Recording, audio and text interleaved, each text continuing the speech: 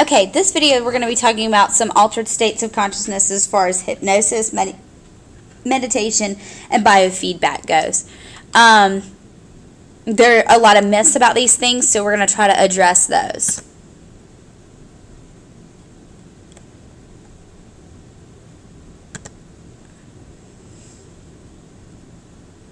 Meditation is a method some people use to try to narrow their consciousness so that the stresses of the outside world fade away. And this is very common with yoga, if you've ever done yoga.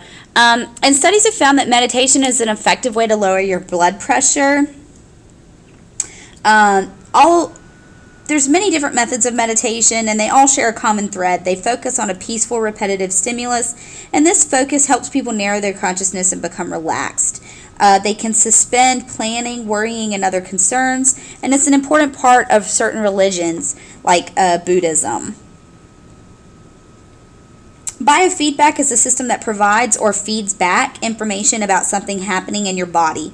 And through biofeedback training, people have learned to control certain bodily functions like your heart rate. Some people have used biofeedback to learn to create the brainwaves produced when relaxing, like alpha waves, as a way of coping with tension. Biofeedback has been used to treat headaches and lower blood pressure, and it's also been used to treat ADHD.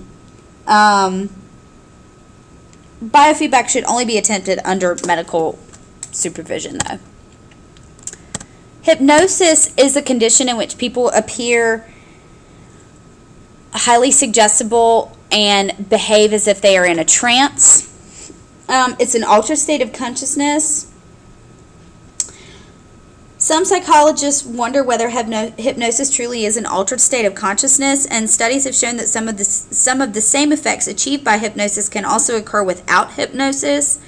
And people in hypnotic states have the same brain waves as people produce in a waking state. But it dates back to this guy in the 1700s, Franz Mesmer.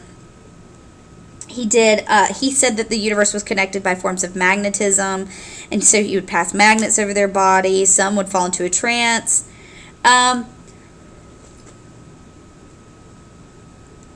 Today, hypnosis is used in a variety of ways.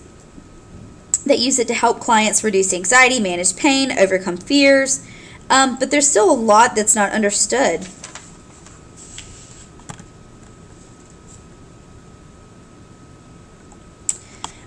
Professional hypnotists may put people in a state of consciousness called a hypnotic trance by asking them to focus on something. They suggest things like your arms are relaxed. People who are easily hypnotized are said to have hypnotic suggestibility, and they can focus on the instructions of the hypnotist without getting distracted. And they also like the idea of being hypnotized.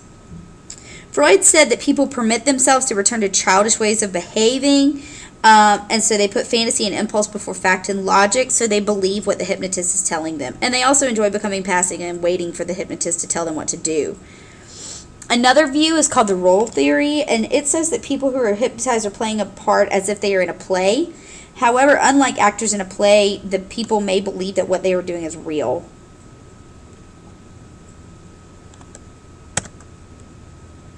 So some myths and facts about hypnosis right here, and you can read these for yourself.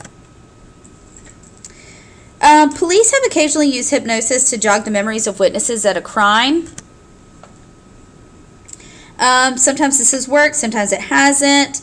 Unhypnotized people are just as likely as hypnotized people to remember the details of a crime, and more important, hypnotized people are just as likely to make mistakes about these details. One interesting finding about hypnosis and memory has to do with the memory of events that occur during the trance itself. Many people will act as if they do not recall what happened while they were hypnotized, and they may not even remember that they were hypnotized at all. Under certain circumstances and careful application, hypnosis has been used to help people prevent pain. Like dentists have used it before. Some people are so suggestible that they can even undergo surgery without anesthesia. I wouldn't suggest it, but on the other hand, some studies have shown that a similar effect can sometimes be achieved just simply through relaxation. To help someone quit a habit like overeating or smoking, a therapist may use what we call post-hypnotic suggestion. And this technique, the therapist gives instructions during hypnosis that are to be carried out after the session has ended. Often psychologists will link the habit with something repulsive. So whenever that person begins the habit, such as lighting up a cigarette, that nasty image appears in their mind. And sometimes this has worked. And there's many different perspectives on consciousness in different cultures around the world. Australian Aborigines use ritual songs, dances, and stories and dreams to create their own dreamtime world. Yoga uses meditation to achieve an altered state of consciousness. The Indians have used peyote to induce hallucinations. There's many different ways to achieve an altered state of consciousness. And that's it. Thanks, guys.